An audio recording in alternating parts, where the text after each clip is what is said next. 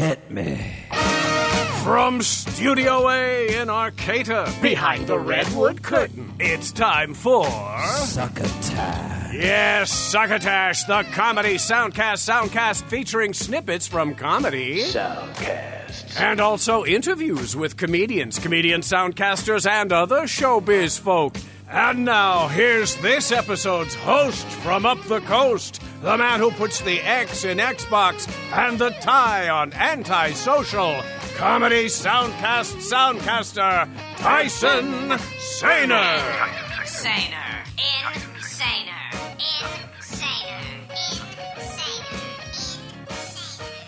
Thank you, Bill Haywatt. Saluton, estas me, Tyson Saner, welcoming you to this Chats episode of Succotash, the Comedy Soundcast Soundcast, now in the last vestiges of its 11th year, bringing you now 345 episodes, including this one. Yes, this is episode 345, which means that the last episode that dropped into our stream was episode 344, and that episode was also a Chats episode, hosted by show creator and executive producer Marc Hershon, who I share hosting duties with on every other weekly basis. In episode 344, Mr. Hershon's guest was Josh Gilliland of the Legal Geeks Soundcast, which, on their main webpage over at thelegalgeeks.com, is described as, "The Legal Geeks, Jessica Mederson and Joshua Gilliland are proud to be attorneys and geeks. Please enjoy their podcast discussing everything from eDiscovery to Sci Fi and a lawyer's point of view on a universe of geek culture." As a sidebar, I'd like to point out that I've never seen the term eDiscovery with a small e and a big D, so that may in fact be a typo. Anyway, Mr. Hershon and Mr. Gilliland had a pretty interesting discussion in that episode that I listened to about 75 or 80% of before I had to stop listening due to some Mandalorian spoilers that I really wish I hadn't heard, but oh well, that's going to happen occasionally when people discuss pop culture. This week, as previously stated, is a Chats episode that features a fun conversation I had with comedian and musician Josh Barnes. We discuss many things, including children's entertainment, fatherhood, musicals, horror movies, and conspiracy videos, amongst other things, including, but not limited to, Josh's first comedy special, Petty Since '83, and his second comedy special, which I attended the filming of in late January of 2023 at the Savage Henry Comedy Club, whose large cast of performers and participants I have attempted to feature in various capacities over the recent years, here and there when I could, in clip form, when those personalities have soundcasts. My intention is to interview as many of the local comedians as I can in the coming year, and perhaps get back on stage myself, but that's just between you and me. I really appreciate Mr. Barnes taking the time, as his schedule is pretty full. I've probably got a Henderson's Pants ad kicking around here somewhere that will be used to separate Part 1 and Part 2 of the interview. Warning, this interview contains spoilers for a few movies, including Lady in the Water, The Village, Signs, and Cabin Fever, as well as Muppets from Space. So without any further delay, let's get to my chat with Josh Barnes. How are you? I'm doing okay. How are you doing, sir? Not bad. Not bad. So this is not video. This video is not going to go up, right? Yeah. This video wouldn't go up. All right, cool. Because I don't look the part. And people to see me right now. Yeah. Well, I haven't shaved earlier today, so I tend to try to do that for recordings. For like video recordings and whatnot. I try, but like, it's like, well, it's because it's coming in white now, so it. Yeah, I want the whites to come in on mine a little bit. I just get one periodically. I want to see what I look like with a little salt and pepper and see what it looks like. Sure. I mean, It's actually it's not all white. It'd be nice if well, I don't know if it'd be nice if it were, but like it's actually like, so it comes in dark here and then like dark here and then white here. So I end up kind of looking like a Bond villain. Oh yeah, I was like, you look like a weird Hulk Hogan. Oh yeah, God, Hulk Hogan. Oh yeah, like that's right. When he was doing Hollywood Hulk Hogan and started like dyeing his stuff black. Yeah, when he was the first time first time I guess he went heel. I mean, he went heel in real life too. So. Right. Well, there's that. Yes. Yeah. That's unfortunate. Yeah. You ever see Muppets in Space, by the way? I don't think I have. I only saw it the one time. What's that one about? Gonzo is an alien. Oh, Basically, all right, yeah. it's kind of in a nutshell. It's like, he's always wondered why there's only one of him, and it's because he's not from Earth. He's an alien. Yeah, that makes sense. Pretty good, actually. I only saw it the one time. As far as Muppet movies go, it's, there's the classics, the first one, and then like The Great Muppet Caper, which I only actually ever saw first, and then Muppets Take Manhattan, which I saw in a matinee. Double feature with Attack of the Killer Tomatoes back in the day. Oh, shit. I don't think I've actually seen any of those. I don't think I've seen any of those movies. I did see the one Muppet one with the one guy in it. The one that was like kind of recent. And it had the girl who was Amy. Is it Amy Adams? Maybe there is an Amy Adams. I haven't seen the newer ones. Red hair. She was in Contact. Was it Contact or was it Arrival? Arrival. Because there was also Contact. Yeah. There was also Contact. No, I think. Oh, actually, and there's Arrival. two Arrivals. She was in Arrival, the one with the alien that they do the language. And Jeremy Renner? She's in it. Mm-hmm. Yeah, she's in that one. Okay. And I watched that one, and I like that one. I like the one who was like, "Am I a man or am I a Muppet?" And that's one of I love that song. I think it was nominated for an Oscar that year. That song. Yeah, I was gonna say. I think it won an award. And Me Party. I love that one. I'm having a me party. A party by myself. That shit's tight. Sounds fun. That's something I definitely need to see. I haven't been avoiding the new Muppet movies. It's just been trying to find time to watch anything. It's been like challenging. Hell yeah, I get that. I mean, I was lucky enough to see this a long time ago when my kid was like looking for things to watch. Mm-hmm. It was like a long, long time ago. And well, not a long time. I'd say like at least 8 years. And I picked up the movie in one of those like little cheap bins. It was $5. And we watched it and was like, oh man, I ended up enjoying it way more than they did, than he did. So, and then as he got older, he kind of liked it. But yeah, I hear you. I mean, my son's only 4 right now. He just turned 4. And yeah, man. Congratulations. Thank you. Yeah, I kept a human being alive for 4 years. Yay. Yeah, man, big 4.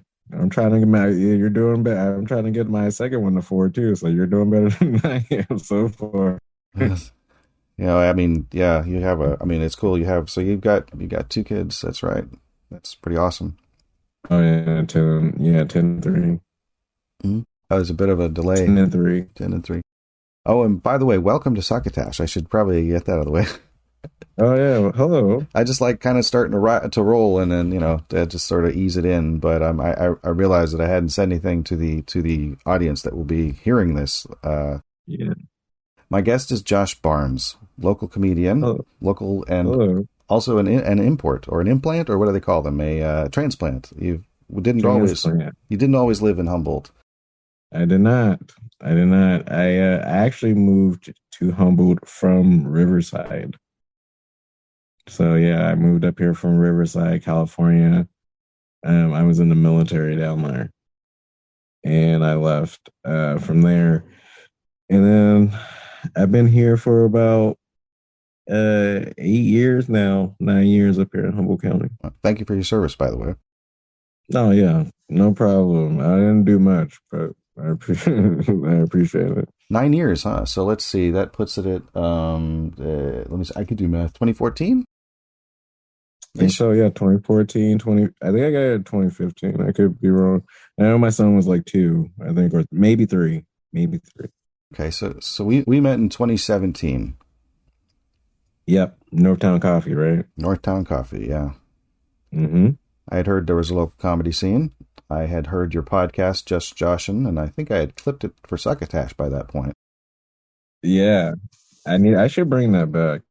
I always say that I should bring it back. It was fairly fun thing. I mean, now we do the show, but well, you're doing a lot. You were doing lots of open mics and hosting a lot of stuff over the last. Well, let's see, it's 2017 again. I could do math. 6 years now. Wow, holy criminy! Well, it's not been a full 6 years because this is the beginning of 2023. So, right, yeah, right. Yeah, I was at the time. I was doing a lot. Before COVID happened, I had a good run of like mics and shows that I was running, especially up in Arcata. because the club, Savage Henry Comedy Club, is in Eureka, so I try to focus in the Arcata area. Mm-hmm. So for those people who are like, 15 minutes drive or an 8-minute drive to Eureka, I'm all the way in Arcata right now. I don't want to make that trip. Wow. So I'd hear that a bunch. I get it, but I'd hear that a bunch, and so we would focus our shows up there. We had a pretty good run. We had we had Northtown Coffee on Sundays. On Tuesdays, we had Big Fish, Vape Lounge, which we were going to try to bring back until they passed that law, and it's kind of hard to have a vape lounge. Oh, what's the law? Is it like no vaping indoors or something? I think it's like no flavored vape or something like that. No flavors or something like that. You can't have any flavors, and so it pretty much makes it hard for the vape. I don't know exactly what it is, but I think it has to do with they're worried about children being targeted for getting into nicotine addiction and whatnot. That's my understanding. Right. Yeah, I know that. I think. Yeah, I know that. I just mean I don't know why they had to shut down. Oh yeah, I don't know why they had to exactly shut down the vape lounge specifically. That's a good point. Yeah, right. I was hoping that one would start back up. It's like, I just can't laugh if I'm not tasting cinnamon or whatever. There's Jessica used to have a joke where she'd say it's like telling comedy in somebody else's breath. You just breathe. It's pretty fun. There was one of Dana Carvey's sons had talked about vaping and how he's worried about it.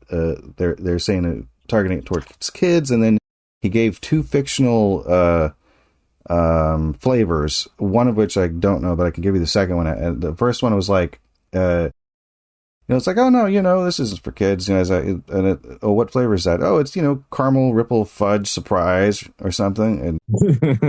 And and then he says, oh yeah, no, I just got this new one. It's called Santa Claus is Real. That was kind of funny kids. They might have a podcast soon too. Anyway, sorry. It's like that. I just recently. So let's see. Literally recently, the most recent recently, is I just re-listened to Petty Since '83 again. Oh man, yeah. I haven't heard that one in a while. You should go back and listen to it. Actually, it's up on Bandcamp. Which I'm also on Bandcamp as well, but it's funny because I go to follow and it's like, you need to create a fan account to go with your other one, and I'm like, okay, I could probably do that, and it says, or do you want to have this be your fan account as well? And I'm like, well, now I don't know. Yeah. Why can't I just hit follow and then you kill 2 birds with one stone? Yeah. I'm already a member, so why do I now have to make this decision? I'm sure I'll be fine. I'll diagram it at some point, and I'll be like, it's fine. I'll do that. Also, there is the video version, or it looks like, it's really high quality video, it looks like it's shot on film, on Next Up Comedy. Yes. Which you need an account or something to watch the entire thing, but you do get to preview a certain amount of it. Oh, okay. I didn't know that. Yeah. I think I have an account, so it just plays it for me, so I don't know.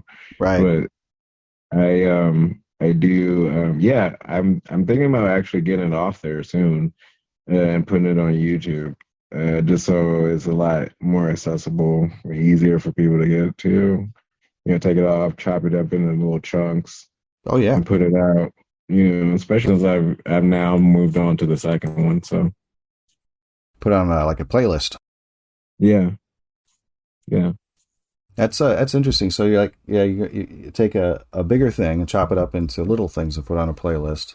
And lately, I've been doing Peppa Pig videos lately. There's a video game called My Friend Peppa Pig. And I'm up to 6 episodes, and I put the first 5 into a compilation. So I'm taking these little things and putting them into one 60-minute compilation, because I realize I watch 60-minute compilations, or I put them on so that my kid can be occupied for an hour, and I can be with him. But it's not like I can walk away, but it's because I don't want to. But it's on, he's happy, and I can go. Okay, now I can think about other stuff for a bit. All right, let's see what I do. And so it's been like Paw Patrol, that's a big one. You watched any Paw Patrol as a dad? I have seen enough Paw Patrol. My daughter goes through phases. She's not really into it right now. Right now it's Super Kitties. Oh, Super Kitties. Yeah. Is that related? No, I thought it was too. No, there's just like no, it's like Cat Pack or something. They got Paw Patrol and Cat Pack. So okay, so what's Super Kitties? I wonder if it's like 4 kitties, and for some reason they have superpowers. That's it. That's all I know. Okay. And then they have like it's only been like 4. Well, what I've seen on Disney is only 4 episodes. And we've definitely seen all 4 or 8 because they split them into 2. Oh, sure. But like I'm not sure exactly, why it's so good, but the kids love it. So she loves it. She loves that, and she loves Bluey. Oh yeah, you watch Bluey? We have seen Bluey. It's available on Disney Plus, and we do have Disney Plus. So let's see. We experienced Bluey in a hotel room.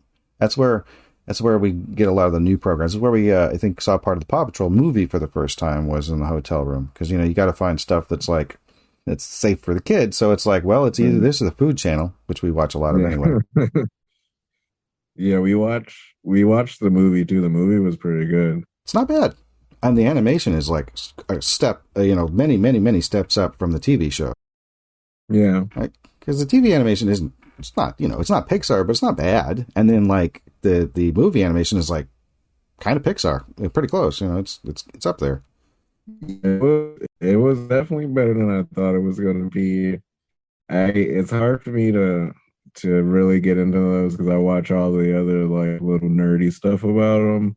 Is it the conspiracy stuff where they talk about like the dogs and how Ryder just recycles dogs or something like that. Like he just gets new dogs in from like the shelter, and the dogs die and stuff, and they show all the evidence.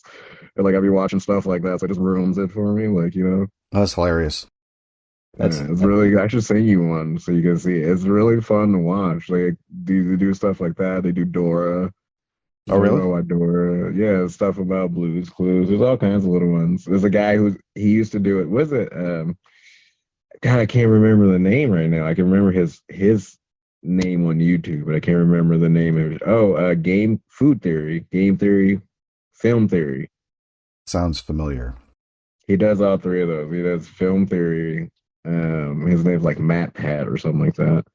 And he breaks down these now because he has a kid, he ends up watching all these kid shows, and now he's just breaking down a bunch of kid shows, and it's really fucking hilarious. It's really introspective, especially for me, like as a comic, because I look at these things. Before that, I would just look at these and be like, yeah, this doesn't make any sense. And this guy is like, literally, he's going into the detail, be like, yeah, it doesn't make any sense, and here's why. And it's like, holy shit. So. Wow. It'd be fun to get his take on, like, In the Night Garden or something. It's pretty good. I'll send you his stuff, man. I'll send you one of the ones like about Paw Patrol or something like that, and you can see it in like. But he does all kinds of stuff. He does a bunch of different stuff. He's actually spoiled a bunch of like Marvel movies before they happened. Oh, and like just different things like that. Like, he's a really interesting guy. He's like got millions and millions of subscribers and shit. He's some popular guy, very popular person. It's always nice when a person figures out they're gay, huh? Yeah, it is. He's crushing it. It's a lot of that does sound familiar. Like I'm almost positive I've probably seen one of his thumbnails before as I was, looking around for something to watch. Probably. I also, it's not just like the new children's entertainment, but like I've been rediscovering classic Sesame Street, which is stuff I grew up with. Yeah, some good stuff on there. Yeah, I didn't get a lot of Sesame Street. My son did. He watched. My daughter kind of likes Elmo. Oh, Elmo! Yeah, good lord. Yeah. So Elmo. So yeah, let's see. So I got married in 2003, and in like one of the only channels that would come in where we were in the apartment we had was PBS, or well, it was Channel 9 up there. So it's like 13 here, but it was Channel 9 there. And it was literally called Channel 9. You'd go to the mall and there'd be a Channel 9 store. You could buy like, stuff you could buy on PBS. And I didn't realize that was a thing. Anyway, so like... That's pretty tight. Yeah, kind of. So like, be like, oh, Red Dwarf. They don't show this back home. Back home being here. I was living in Washington for 15 years. Anyway, so like, oh God, what was I talking about before PBS? It was, this happens all the time. I forget the... Elmo. Say again? Elmo. So I turn on the TV in the morning and I look and I'm like, okay, Sesame Street's on. Well, God, I haven't seen this in a while. And then watching it, I'm kind of looking at the clock. I'm like, okay, yeah, it's cool. And then I look up and it's like halfway through the hour and then Elmo comes on. I'm like, oh, cool. And an Elmo sketch. Yeah, sure. I remember hearing that Elmo was a thing. I remember Tickle Me Elmo being a huge deal. I remember that, but Elmo wasn't really a big part of the Sesame Street I watched. And then I'm watching more of him. I'm like, wait, it's just the entire last half of the show is Elmo now? So it's Elmo dominates half of the show now, and now being 20 years ago. So I'm not sure what it's like now, but at the time I was like, oh, okay, well, I guess Elmo's the thing now. So, Bro, Elmo's got so many spinoffs. There's like Elmo at Night. There's all kinds of shit. Elmo's a beast. I can't wait till they do an Elmo behind the music, because I remember there was a point where I was, my kid was listening to like a bunch of Sesame Street songs. Mm-hmm. And I was like, man, he's got tracks with like a bunch of people, like, you know, like Erykah Badu or like Alicia Keys, like, Whoopi Goldberg. But back in the day, he's got songs with, you'd be surprised, dude, like how many people he has songs with. And I was like, if they ever did a VH1 behind the music on fucking Elmo, it'd be so tight. And then like also there was a phase where Elmo was kissing like every girl who showed up. He'd be like, all right, now give me a kiss, and he'd like fucking kiss them. And I'd be like, yo, this is ripe for a parody of Elmo.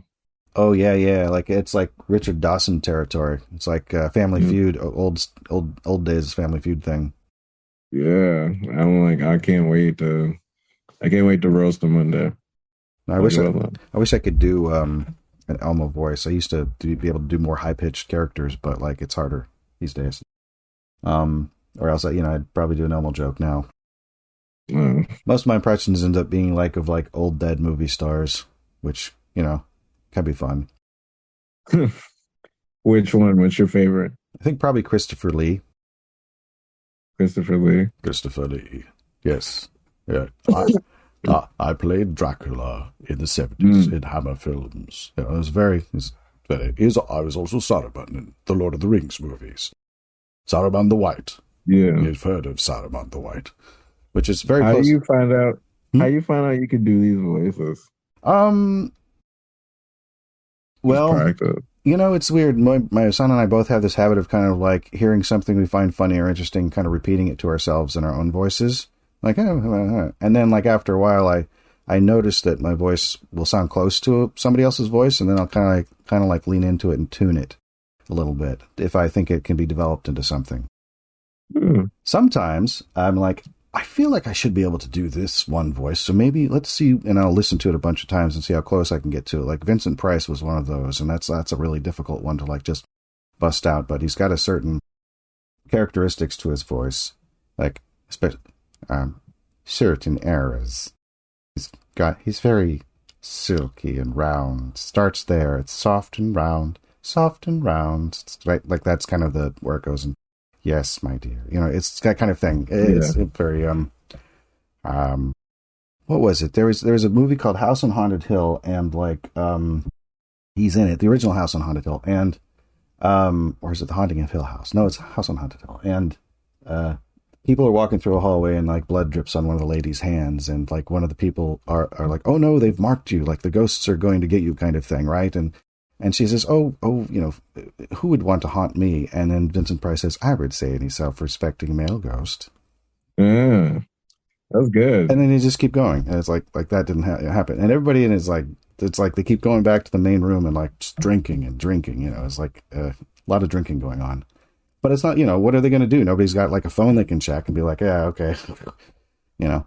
That's what they had. It was different. They had alcohol and they had electricity. Yeah, that was the shit back in the day. That was high maintenance. It's good stuff. But no, that's a classic William Castle film. Let's see. Do you like any classic black and white movies? No, I don't. I can't even think of like. I'm trying to think of what's the oldest movie that I like. Like, I don't even think I like anything that was out before I was born, to be honest. I was just thinking about that the other day. Like, the oldest movie, maybe, I think came out like 83, and it was in like the first Ghostbusters. Oh, yeah. Yeah, that was 84. I was 84. Yeah, I was going to say you'd never seen Beverly Hills Cop then. That's interesting. Because that's like... I mean, I have seen it. When did that come out? I think that was 83 or 84 as well. That was around that time period. Ghostbusters definitely 84. I've seen Beverly Hills Cop. Like, I'm trying to think. I've seen The Golden Child. Oh, yeah. Golden Child's great. Yeah, I think I don't know when The Golden Child came out, but I did like The Golden Child. That actually, I think that might be the oldest movie now that I think about it, but I don't know when that came out. I did like I said, I liked Ghostbusters might be the oldest movie. I don't think I like any black and white movies. I don't think I've seen any black and white movies. Interesting. Well, I mean, Wizard of Oz, was that count? Yeah, it starts in black and white, sure. Yeah, all right. Well, and then it's like bright colors. I've seen that one. That's pretty old. It's like don't... 1939, that one, yeah. Okay, well, there you go. Yeah, other than that, I don't think I've actually seen any black and white movies to remember. I feel like we're going to stop, and then I'm gonna be like, oh, yeah, I did see this one black and white movie. Sure, yeah, no, I didn't mean to put you on the spot. Oh, yeah, no, yeah, shit, I don't care. This isn't a put you on the spot thing. Yeah. What's your favorite all-time movie? Oh, boy. Yeah, I was thinking about that the other day. I used to say, and I think I've changed since then, but I used to say was Who's Afraid of Virginia Woolf, which is Elizabeth Taylor, Richard Burton film, and it's a dark comedy. It's Mike Nichols' first movie. It's 1968. It's a movie that pretty much got that sort of like helped kind of kick the industry along to create like a movie rating system, because it was kind of adult subject matter for the time. But it's just the acting and stuff is so great. So that was the one that was like my favorite for a long time. So anybody say it'd be like, what's your favorite? It'd be like, it's definitely that movie. But the more I age, I guess, I don't know. I'm starting to gravitate more towards like, probably like Singing in the Rain, I think. Because I really do like musicals. And it's one of the best ones. Hate musicals, man. I did not know I hated musicals. Really? I like Grease. Well, Grease is a musical. I like this. Let me take that back. I like the songs. You don't like the dancing? The key part of the musical. I don't like the concept of a musical. The last one I got talked into seeing by accident was La La Land, and I had no idea it was a musical. Oh. And I was so pissed. I was so mad. I don't find they're not like, I sing randomly throughout the day. And that's fine. I agree with that part. I don't agree with everybody else jumping in and all of a sudden joining into your song like they know what the fuck is going on. And that part is the part that upsets me about the musicals. That's the part every time. You can't get a group of people, okay, not to be rude, but a group of white people to just jump on beat like that all of a sudden on the song. I call bullshit. I've never seen a group of white people come through on beat out of nowhere. Like, and so because of that, I can't buy it. I can't do it. A whole group. Randomly, a whole group. Not one or two, but a whole group. La La Land starts off on the freeway, and everybody on the freeway is like dancing and shit or something like that. Oh my! There's no way. No way. Well, yeah. I mean, there's this thing called, I think, diegesis, where it's like when music is like, musicals happen when the music that's non-diegetic, which means like the music is like part of this magical realism. It's not something that the source of the music isn't an evidence. You know what I mean? This is the one time I can't suspend reality. It's when people just start singing dancing. That's funny. I can't. This is the one. Give me a giant man, a man who turns into a giant green fucking Hulk Sure. Mhm. A man with adamantium claw. All right. Mhm. A group of people who hunt ghosts. Sure. Do you fucking tell me that a group of people are going to start singing and dancing on beat? Fuck no, I will never buy that. That's where I draw the line. It's pretty funny. That's where I draw the line. It's like to me, it's like watching like I like music videos that have a lot have dancing in them, and then to me, it's like just a string of music videos. So, but all set in the same universe usually. The most, I would say the most realistic one that I saw, and I still didn't like it that much, was Guava Island. Oh yeah, Guava Island was good. I like that. That's a musical kind of, right? It's something, yeah. It's definitely got musical elements. That's the closest I would get. I'd call it a musical. Yeah, because it does have that magical realism, like that. Then it has that like excellent alternate version of This Is America in it. Oh yeah, that was real tight. So it's an amazing video. I'm gonna have to see that again. Yeah, my friend Corey recommended that to me, I think, a long time ago, because he's a fan of Donald Glover. So yeah, I like Donald Glover too. I like what I've heard. I like what he's accomplishing. I want to say, like, I don't know him enough to know to be like, I like Donald Glover, but I like him, the multifacetedness of what he's doing. Because as somebody who enjoys writing in different aspects, to see him pursue all of them, in different ways and like have, like success, or even just to pursue them all is really inspiring. So like, like I think about that as a way to be like, yeah, man, maybe I should continue writing all my different things. They don't have to be in a rush, but it just inspires me to like, continue working on that novel, finish off this piece of a sitcom, finish off writing a song if you want, start working on a beat, like, and so like I like stuff like that. So I find that inspirational about it. I don't know him about as personally, but like, yeah. Yeah, I don't know. He seems nice. I don't know. A lot of people seem nice, though, I guess. Yeah, people seem nice. I also, somebody I know told me they met him and they said he was a dick, so. Oh no. But yeah, I don't know. I don't, like I said, but it could just be this person, who just be like, yeah, maybe they had a bad incident with him. It seems like it's the kind of thing that needs like a longer story. Like, yeah, like what happened? Without getting into too many details, I heard maybe one or two of them were on drugs, like acid or something like that. Oh my! So that might be kind of hard to, like really be yourself. Speaking of magical realism. Yeah. So, but I don't know. I don't remember if it was him or if it was this person who was on it, but there was drugs around. Allegedly. Yeah. Allegedly. Yeah. Wink, wink. That's the person who told me. Allegedly. Yeah.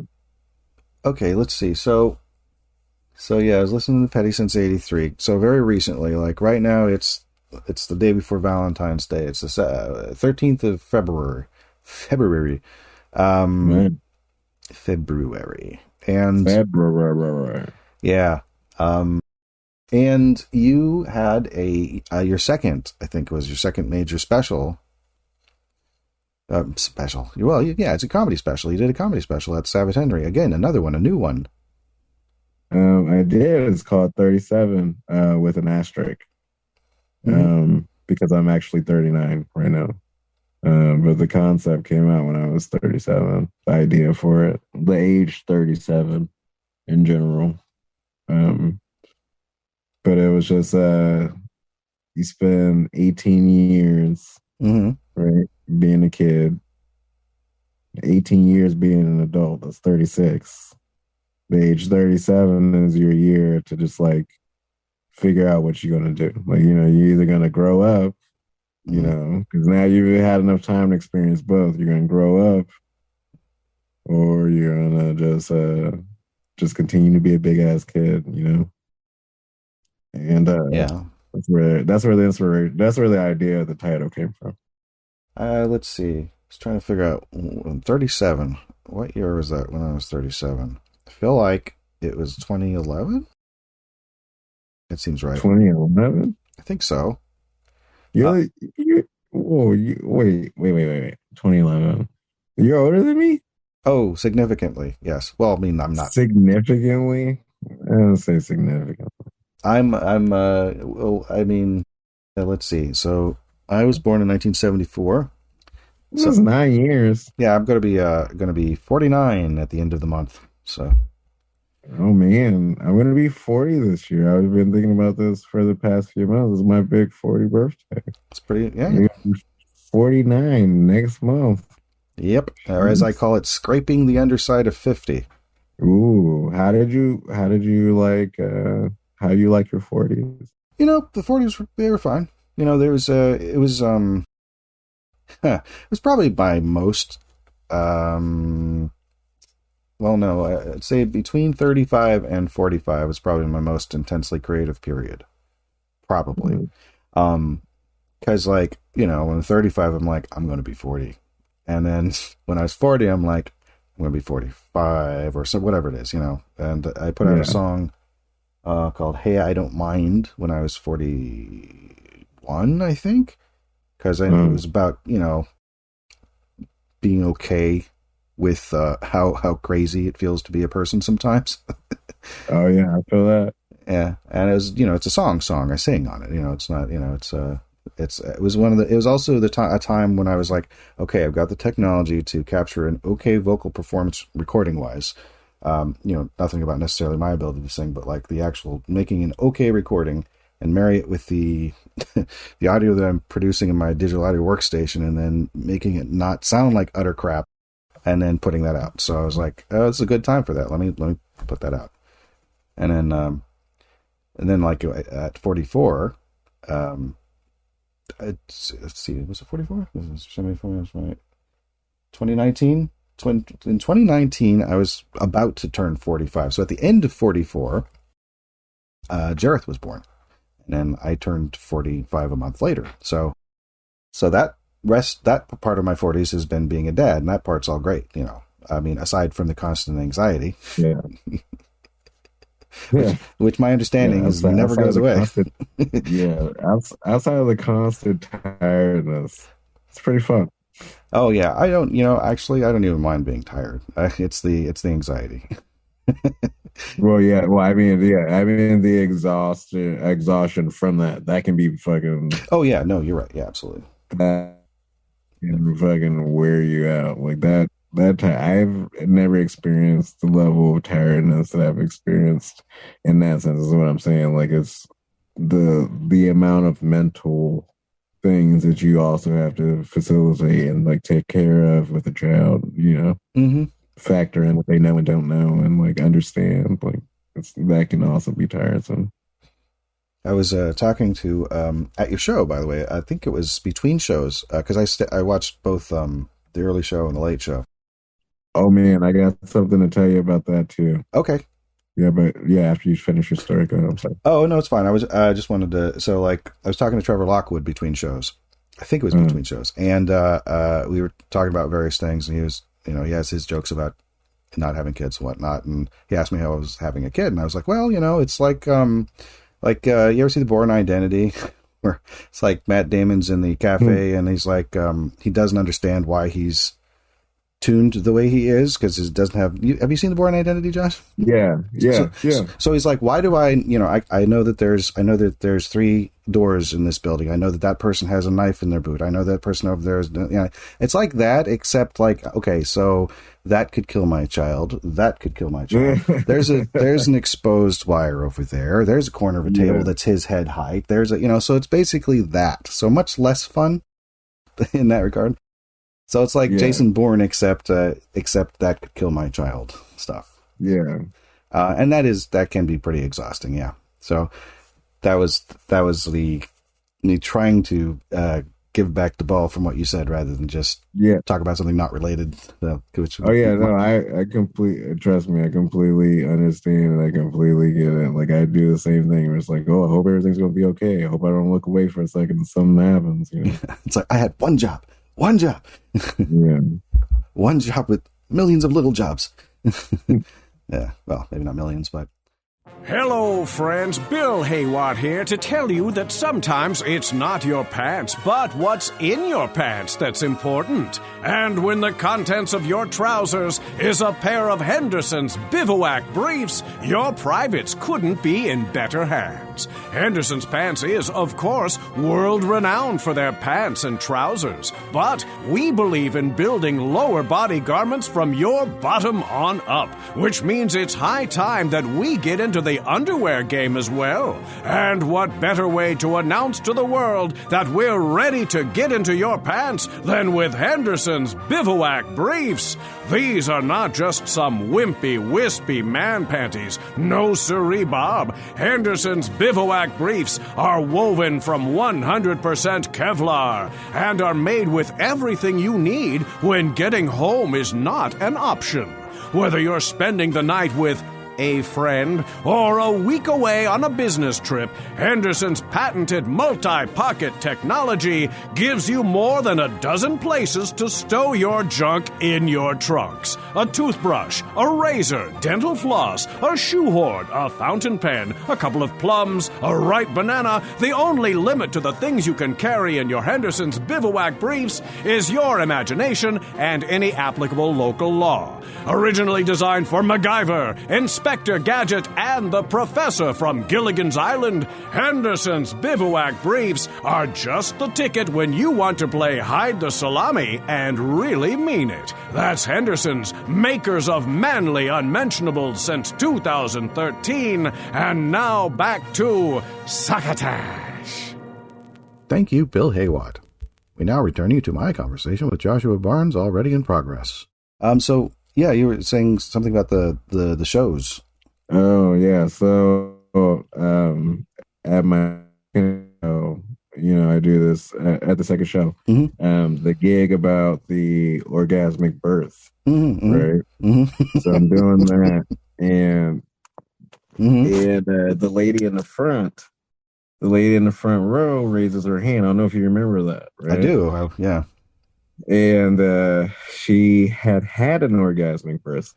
That's what she said. I didn't pick up on that at first, and but I did notice that the guy next to her was very embarrassed, which I assumed was her husband. Mm-hmm.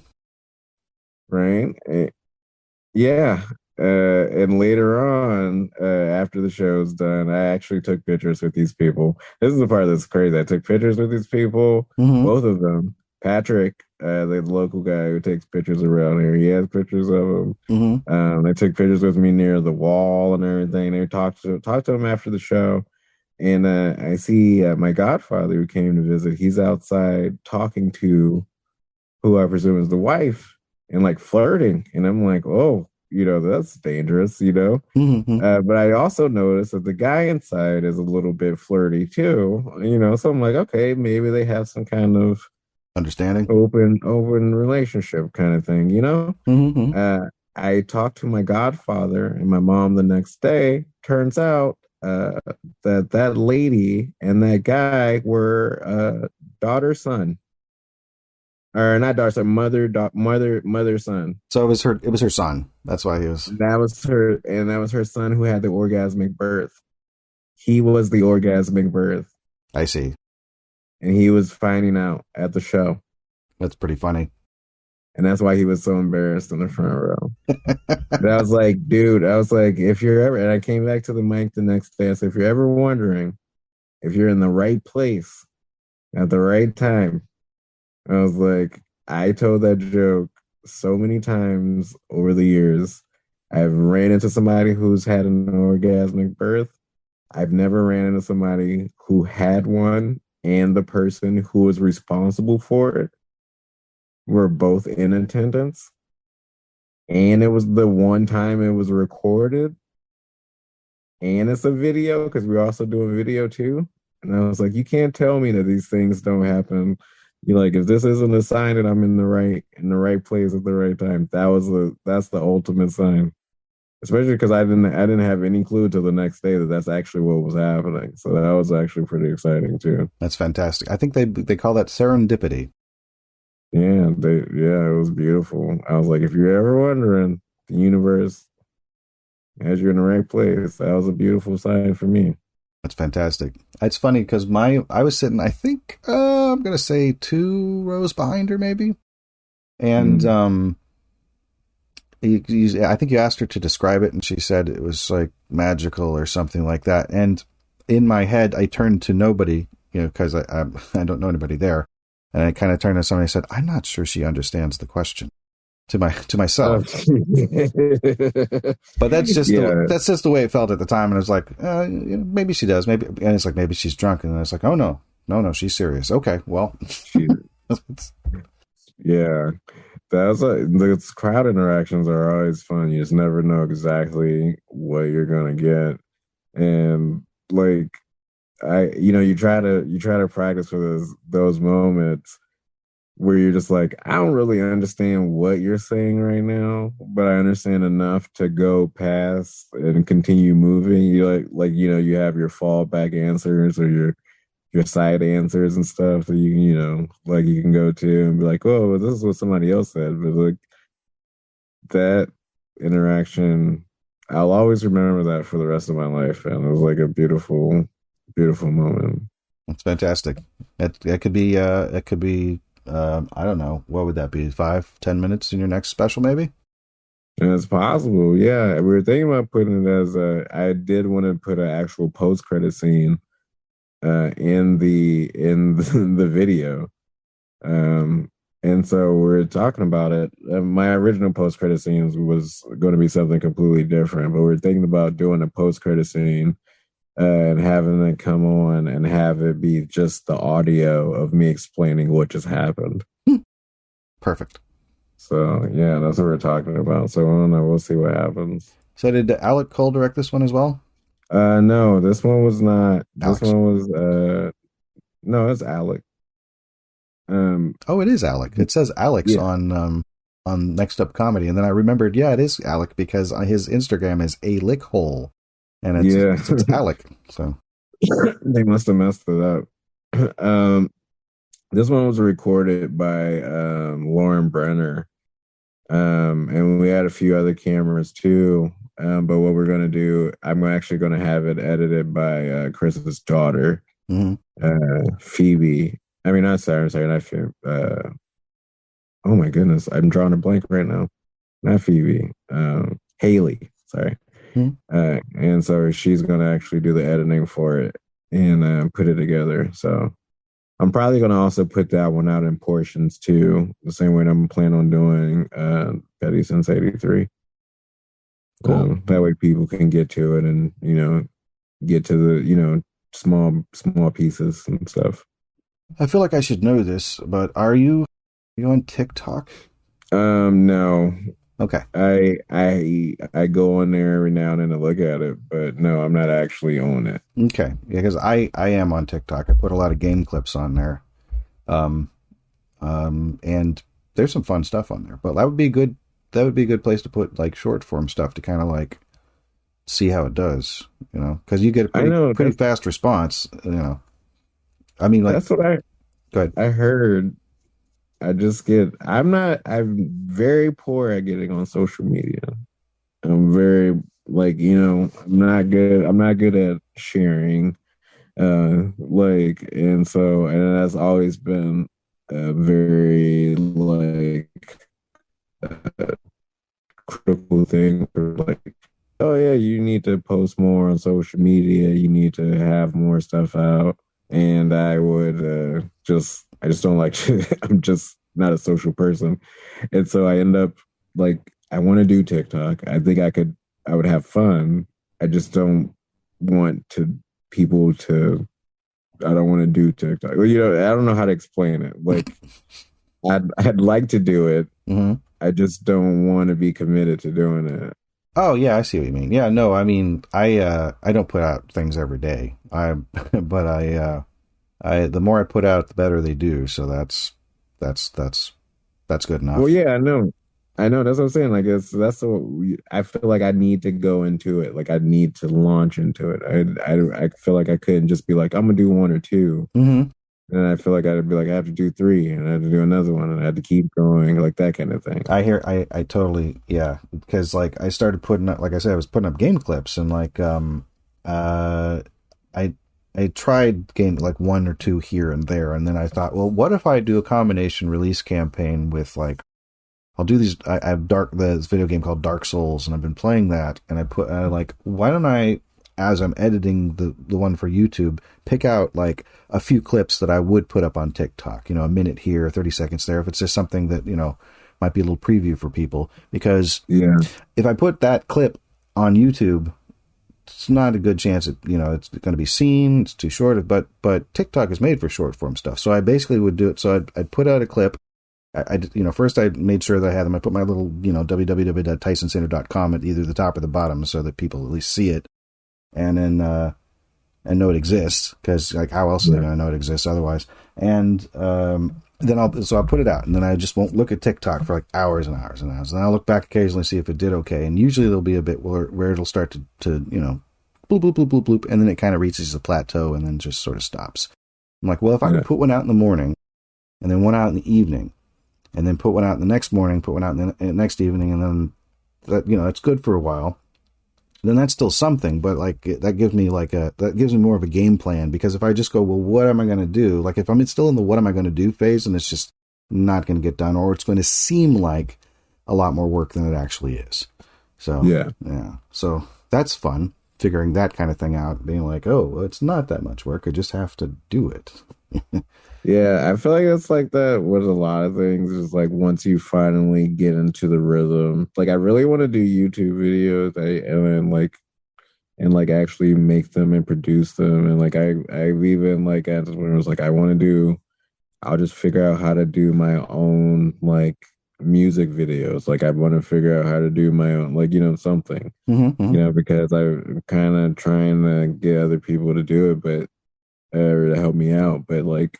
I feel like it's such a daunting task every time I look at these things. I'm like, God, it's so much work, and then I have to edit, and it's so much work, but it's like, I know that once I started something, it would probably be like, oh yeah, but like that initial, struggle, is kind of hard to get past sometimes. Oh, absolutely. Yeah, absolutely. It's a wonder that I've put out anything ever. Well, I'm proud. Hey, man, I'm proud of you, man. You're going hard, and like that's super tight. Thanks. Thank you. I appreciate that. If you ever, obviously, if you need any help on any of these things, or if you want, just, to throw some ideas around or whatever, I'm always available. I'm usually available for that, I should say. Yeah. I can make time. I can totally make time. Like, I've shot you a few ideas a few times. It is again just a matter of, okay, now execute it, going into that part, not being busy, with comedy and kids and stuff. So sure. I mean, I like having the live conversations too, because I feel like those are usually more fruitful than like a text or two, because that can be kind of open-ended sometimes. It's harder to like nail something down. It's also kind of hard to, like, I'm also not very social, but I will. With certain people, I will do more of that. Yeah. I've been trying to make it a point to try to I need to be in better contact with certain people more, and respond when people talk to me more. I've become more of a shut-in in the social sense, like responding. I like just phone stuff. You can catch me at the club. I'll be at the club, like that kind of thing, but like as far as responding and like social media and text messaging and stuff has been really bad for me recently. It's horrible. Horrible. I hear you. It's a lot to juggle. It can be, it very much can be. There's a lot going on. And it's like, I just keep my head down and keep trying to put out videos just so like, I'm up to over 250 now of just gaming videos on my YouTube site. Damn, dude, that's tight. Hey, man. I remember when you first started. I'm really proud of you, man. Like, Thank you. It's been 5 years. Yeah. So yeah, you've been grinding. gotta have a back catalog, Yeah, that's true. It's, yeah. I mean, I don't know if people, if people have any interest whatsoever in my personality, that's where they're going to figure it out, is if they see my videos. Be like, nah, this guy's really not for me. It's like, well, at least you saw and you figured it out. That's good. Yeah. Or no, this is okay. And it's like, well, good. Okay is good too.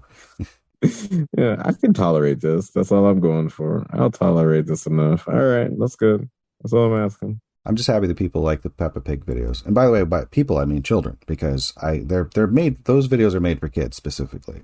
So yeah, I can't do any kind of advertising on them. I don't put my website, up on there or anything, or like I don't go, hey, watch Antisocial Show or whatever, any of that stuff. I just, it's just, hi, welcome back to my channel. This is my Peppa Pig video. And then at the end, it's like, thank you for watching. Be decent to each other. See you next time I do this. Bye. And which, and that's it. There's no, please go to da da da da da da da da da, and please blah, blah, blah, blah, blah. Or, maybe like and subscribe. That's the extent of it. And you see, that's why you're a good guy. Other people would definitely be like, no, go watch my other stuff. But like, I can still put, I can always put a clip up on TikTok for that purpose, and because that's open to a wider audience. I just don't want to sell directly to kids. If they like my personality, they do. If they don't, they don't. It's really kind of more about, do I seem threatening, or do I seem, just like a guy who's trying to see if these games will be good for his kid or not. It's like, and I say that, I'm playing this because I want to I'd like my son would like to play these eventually. I want to make sure these are, are okay. And also, I really like extremely violent video games, and I can't really play those around my kids. That's why I play a lot of like 2K and stuff like that, like sports stuff. Yeah. I think the most violent thing I play around Jareth is probably Minecraft, and that's barely violent. And that's because you gotta hit zombies and spiders with swords and whatnot. But he's like completely unfazed by it. He's just like, okay, yeah, that's what you do. You can even play it a little bit now. He's been playing. Yeah. He also likes Slime Rancher. Did you ever see or play Slime Rancher? I feel like I never actually played it. My kid's into Minecraft, though. My son was really big into Minecraft for quite a bit. He's doing Pokemon now. Oh, cool. Is that Switch or? Yeah, he's doing the Switch. Yeah, I am a Switch like 2 Christmases ago. And this year he kind of picked it up a little bit more, and now he's been playing a lot of Pokemon. So he's like older, double digits, and he's in middle school now, so like things are kind of shifting for him, getting close to that teenagey kind of life where, I could see him doing sports and playing video games and hanging out, That's cool. Yeah. Yeah. At some point, my son's got to make friends. It'll happen before you know it. Yeah. I hope so. He is a nice kid. It'll happen before you know it, man. I'm telling you, this time flies. Yeah, absolutely. Tempest Fugit flies. Have you heard the theory of like the older you get, the faster time goes? Or where it seems like the faster time goes? I don't know that I've heard the theory, but it's definitely something I've suspected. Yeah. You should that's another thing. I see if I can find that one too. But it's like everything feels way faster. Feels like collapsed. Things are collapsing together. Yeah. Yeah. Mm-hmm. Like, and I think it's also like you understand time differently too. So. Yes, absolutely. Yeah, that is. That probably that's another thing that started. Getting closer to 40 was like that sort of understanding. Yeah, the time was collapsing. Well, I watched this movie called Synecdoche, New York, some years ago. And that's essentially what's happening to the person in the film is like, it's just this sort of collapsed version of essentially his early middle age to the end of his life. And who's in that one? I feel like I heard the name of that one. I've heard that one before. Philip Seymour Hoffman. It's a weird movie, right? It is at first, but once you kind of like get with the rhythm of it. I mean, yeah, it's definitely, it's not like one that has like a, it is weird in the sense that it's not like an obviously like, I'm trying to think what's not a weird movie, like a rom-com, kind of like, ABC, Would you say it's on like Mulholland Drive level? Oh, I haven't seen that particular David Lynch one. How's that? Is that pretty out there? Pretty fucking gnarly. I've only seen it once, and I have a million questions still to this day that haunt me. I saw it in Japan. Like a friend just put it on and was like, "You have to watch this," and we watched it. And I was like, "What the fuck?" Like it was literally because she was like, "You like mysteries, right?" And I was like, "Yeah." She's like, "Let's watch this one, see if you can figure this out." And I couldn't figure out. I didn't understand anything that was happening in the movie. And I was like, "What's that giant rat? What is that? Why are they small? What's happening?" And I was just like, "What the fuck is happening here?" And to this day, no answers. No answers. That's fascinating. Yeah, I got to see that. I do like David Lynch's movies, so I got to see that one. I've seen actually most of his films, or I think definitely more than half of them. Honestly, I don't even. You'd have to name them for me. I just Eraserhead. Nope. The Elephant Man. Mm-mm. Wait. Oh yeah. Wait. Wait. What's the Elephant Man about? That one's actually more a straight ahead movie. That's about there's a man named John Merrick in the late 1800s, I think, and he had elephantitis like all over his body. And it's a true story. It's actually pretty sad, but it's I feel like I've heard of that one. It's a good movie. I don't remember if I've actually seen it. It's not really typical David Lynch. It's especially when you compare it to Eraserhead, which was like right before that. And then he follows it up with like, I'm thinking, was Blue Velvet his next movie? Maybe. Blue Velvet was certainly his next hit. And that's one with like Dennis Hopper and Kyle MacLachlan and Laura Dern. And it's really beautifully shot, and it's just so unsettling and creepy at times. It's a great movie. Did you do Donnie Darko? Oh, Donnie Darko. Yeah, I have seen Donnie Darko at least once. That was interesting. Is that him? No. So you asked if he did Donnie Darko. Sorry. No, it's that I do know who. I did used to know who did that though. His name's Richard something. I think he's the same guy who directed Southland Tales and The Box. I think it was called The Box. Mm-hmm. Frank Langella with some like part of his cheek missing in it. I'm not good at names. It's okay. There's really no. It's my mutant power. So it's one of the most useless mutant powers is being good at movie trivia of a certain era. You know whose movies I do like, and weirdly enough, I've liked almost every one as much as people have hated like most of them. M. Night Shyamalan or whatever his name is. I love all of his movies. All the ones I've seen, I haven't disliked them. I've read all the critiques and I watch them and I'm still like, yeah, man, I'm here for it. And like people are like, they're dumb, and like he lost it after Signs, and I think it was Signs or whatever. But like I like all of them. I think some of them are kind of dumb, but I still enjoy watching them. Oh yeah, they're always interesting. I mean, that's my favorite.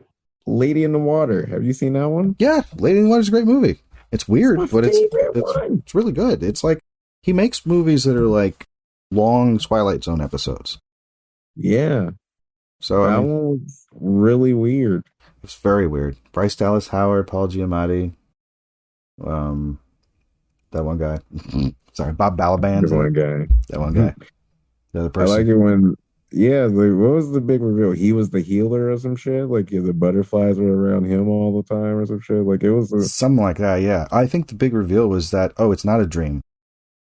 Oh, yeah, that's right. Yeah, it wasn't a big-ass fucking... Big reveal is that everything is actually happening. Yeah. All the weird shit is actually happening. Because you know what I thought the twist was? I thought the twist was going to be that Paul Giamatti died in the pool. Ooh, yeah. Because remember, he almost drowns in the thing, right?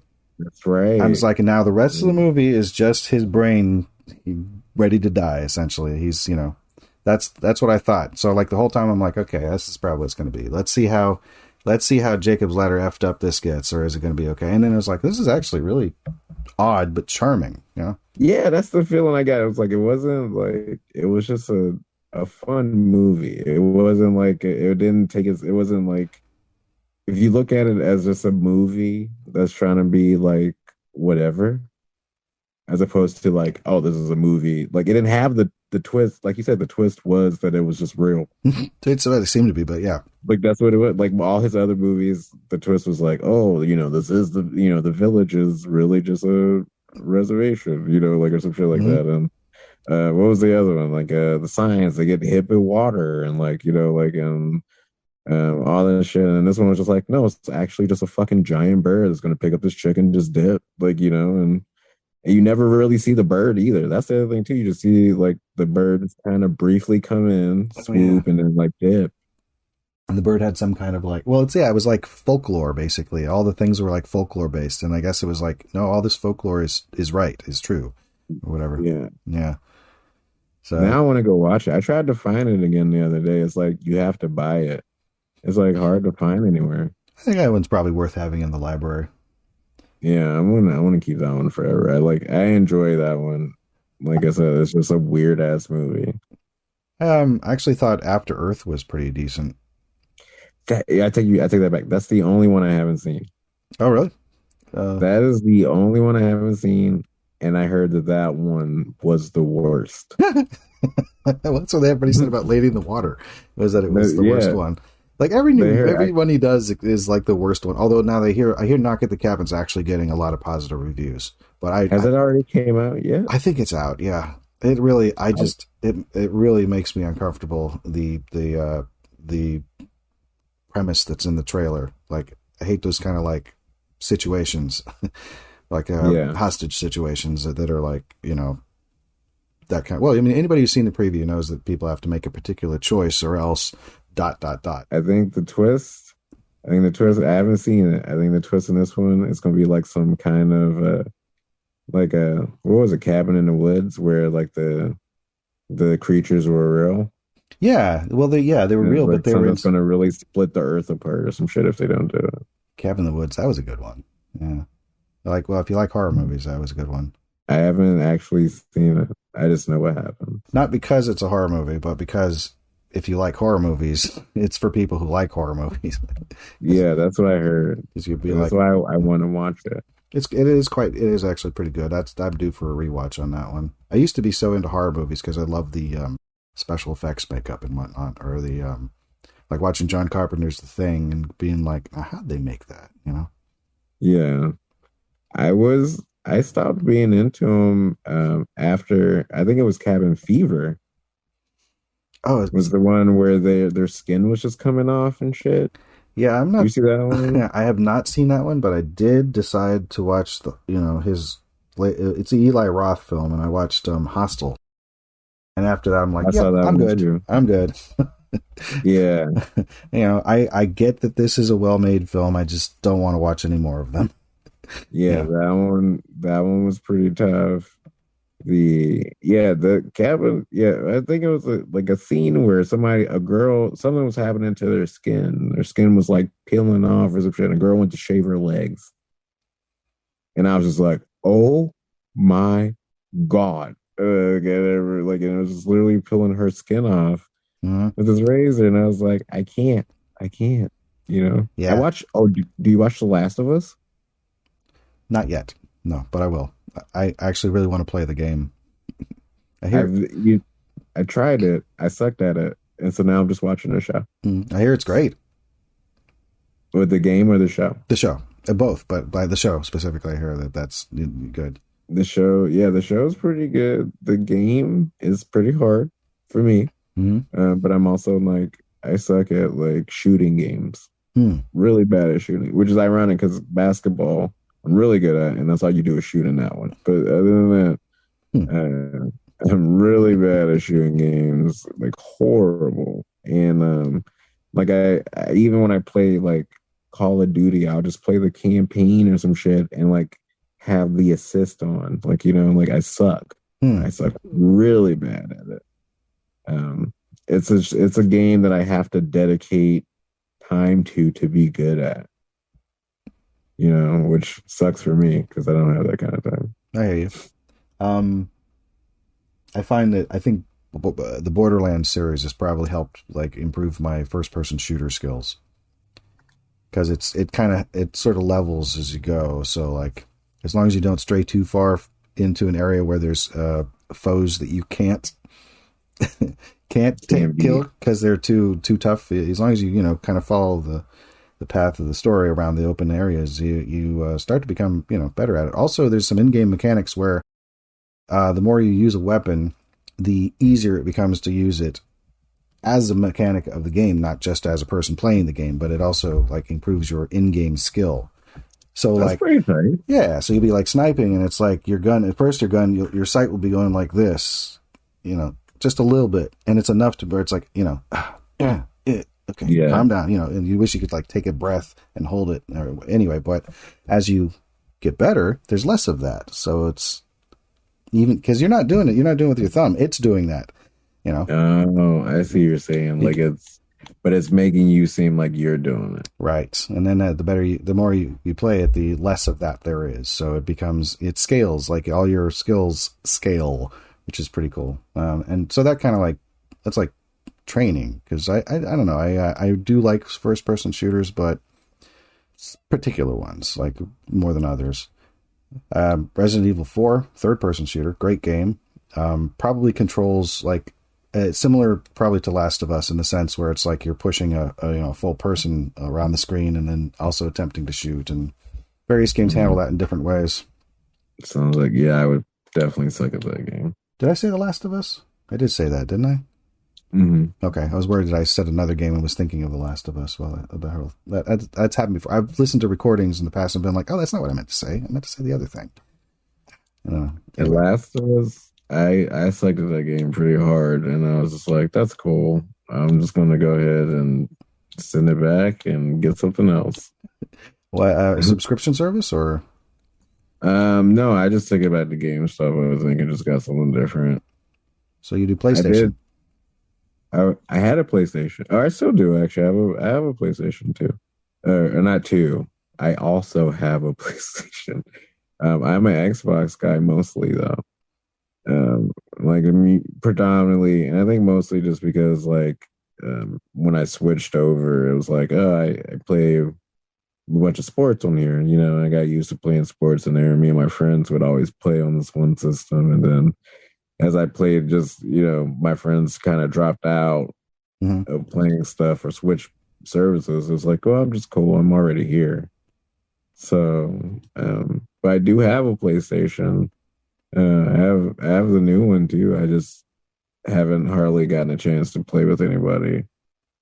So the whole thing was to get it actually before my surgery, so that way I could use it to play online. I have a friend, like I said, a few friends who play PlayStation. So. I suck at shooting games. Yeah, it's like occasionally I'll hop on and play Fortnite, and I've had moderate success with it, but it's different than like your average. It's not a first person shooter, but it does kind of feel like it sometimes. It's your third person kind of thing. But don't you have to like build shit in there? You can, but you don't have to. Like I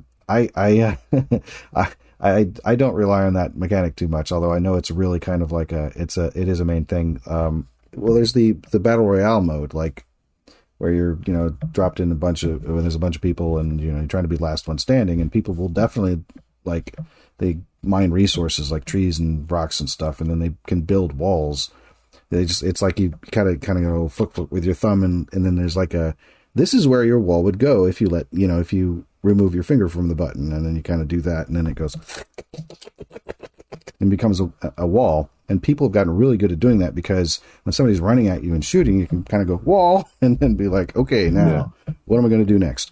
But can they just shoot down the wall or what? Yeah, you can damage it, but it takes a few shots. So it's you can get if you get pretty interesting reactions from people where you can you can snipe at them and then immediately see them being first of all, they're like, where's it coming from? But you'll see wall. They'll put a few up at a time and then figure out what their next move is, and you can see them peeking out. And stuff. That's kind of fun. That is actually a pretty fun game, Fortnite. I'll have to go back and play that again. Probably for a video, because like if I'm going to play, it's for videos. Yeah. Vampire Survivors. There's a fun game. It's Vampire Survivors. Yeah, it's a twin stick shooter.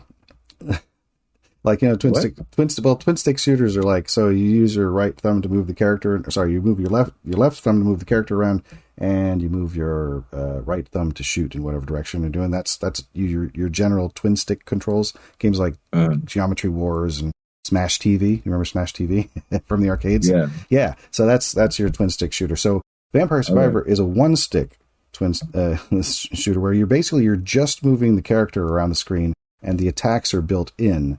And then you like level up the attacks and the buffs as waves and waves of enemies come at you. And it's pretty much just avoid the enemies, get experience points, level up, see how long you can last, die, collect the money that you got, put it into your upgrades, start another run, try again, basically. And it's addicting, but it's fun. There's a couple of videos up on my site if people are interested in seeing that. But, Josh, where could people find you? Josh Barnes is Mental on Instagram. Josh Barnes on Facebook. Betty Since 83 Bandcamp. Musically, if you want to check that out, Josh Barnes. I think or Mental the Beast, something like that. And where else? Physically, this the Comedy Club. Always there, 415 5th Street. If I'm not there, there's a chance I could be out of town. Check. Maybe I'm in your city. I'll be in Mount Shasta. I mean, probably, I don't know when this will get released, but I'll be in Mount Shasta on the 18th. So, well, let's see. This will be released on the 28th, probably. Okay. Because I was in Mount Shasta already. All right. So, yeah. And it was an amazing show because I know it. Of course it was. Why wouldn't it be? It was a great, amazing show. I'm excited to do that one. Yeah, I actually got booked as a feature, and they want me to still do 30 minutes for some reason. So, okay. It's great. All right. Yeah. All right. You got it. So. Well, I appreciate you taking the time to come on the program. Oh, no problem, man. Thanks for having me. And that was my chat with Josh Barnes. Again, you can find his first comedy special in audio format over at joshbarnescomedy.bandcamp.com, and you can watch it for the time being by going to watch.nextupcomedy.com. His socials are at EbonyPegasusX3 on Twitter, that's capital EBONY, capital PEGASUSX and the numeral 3. Josh Barnes is Mental on Instagram, that is all lowercase, JOSHBARNESISMENTAL, and Joshua Barnes on Facebook. Next episode is 346, which will be helmed by Marc Hershon, and I have no idea what he has in store for you, aside from the assumption that it will either be a Clips episode or a Chats episode. But even that can change. By the time you hear this, I will have had my birthday already, and likely I will have already begun my hunt for clips, or perhaps another chat, that I will present to you in about 2 weeks from then, for episode 347. And that's the best prediction I can make for the near future. Will there be new episodes as we make our way to our 12-year mark this coming April? Most likely. Will we have an actual sponsor by then? Who can say? Will I be galloping towards 50? With any luck. At any rate, you can go to www.tysonsaner.com to find easily clickable links to my other content, including Antisocial Show, an entirely other soundcast that I co-host with Hunter Block, Tyson Saner Gamer, a video podcast that I make for my YouTube channel, and some of the music that I've been making over the years. Thank you for listening. Be decent to each other. Consider leaving a 5-star review of our program if you enjoy any part of what we provide for you at no additional cost to you. And should someone happen to inquire, perhaps completely randomly, if you have heard anything good or interesting lately, and this program leaps to the forefront of your consciousness, mentioning us in that moment really helps us out. It's what we mean when we gently remind you to please pass the Succotash. You've been listening to Succotash, the Comedy Soundcast Soundcast, with your host, Tyson Saner. Brought to you by Henderson's Pants and... Imagine your company's name right here. Rate us and review us at Apple and Google Podcasts. Find us on the web at succotashshow.com, on Stitcher, on iHeartRadio, on YouTube, on SoundCloud, and wherever fine soundcasts are streamed and or downloaded. Follow us on Twitter and Instagram at Succotash Show. Like us on Facebook. Email us at tyson@succotashshow.com or call into the Succotash Skype line at our toll call number 818-921-7212. That number again is 818-921-7212. You can also upload clips from your favorite comedy soundcasts directly to us using our direct upload link at hightail.com/u/succotash. Succotash is produced and engineered by Joe Paulino through the auspices of Studio P Sausalito, the home of the hit. Our hosts are Marc Hershon and Tyson Saner. Our musical director is Scott Carvey. Our booth assistant is Kenny Durges. Succotash is executive produced by Marc Hershon. Until next time, I'm your loyal booth announcer, Bill Haywatt, reminding you to please pass the Succotash. Goodbye.